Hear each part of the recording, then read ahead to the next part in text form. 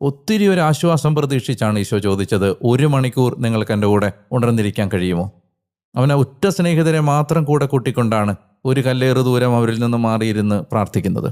അതായത് ദൈവപുത്രനായ നമ്മുടെ കർത്താവായ ഈശോ പോലും നല്ല സൗഹൃദങ്ങളുടെ തണൽ മരങ്ങൾക്ക് വേണ്ടി കൊതിച്ചിട്ടുണ്ട്.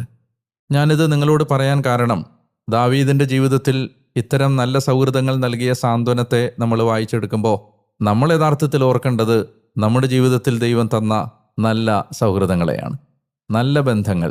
ജീവിതം അപ്പാടെ കൈവിട്ടു പോകുന്നുവെന്നും തകർന്നു പോകുന്നുവെന്നും വല്ലാതെ ജീവിതത്തിൽ ഒറ്റപ്പെടുന്നുവെന്നുമൊക്കെ തോന്നുന്ന ആ നിസ്സഹായ നാഴികകളിൽ, ആ ദുഃഖത്തിൻ്റെയും ദുരിതത്തിൻ്റെയും വേനൽ പകലുകളിലെ തണൽമരച്ചുവടുകളായും ആ കൊടിയ ഇരുട്ട് കട്ടപിടിക്കുന്ന ആ പാതിരാത്രികളിലെ തെളിനിലാവായും കൂടെ വന്ന നല്ല സൗഹൃദങ്ങളുടെ കാൽച്ചുവട്ടിൽ പാദാന്തികത്തിൽ പ്രണമിക്കാനുള്ള ദിവസം കൂടിയാണ്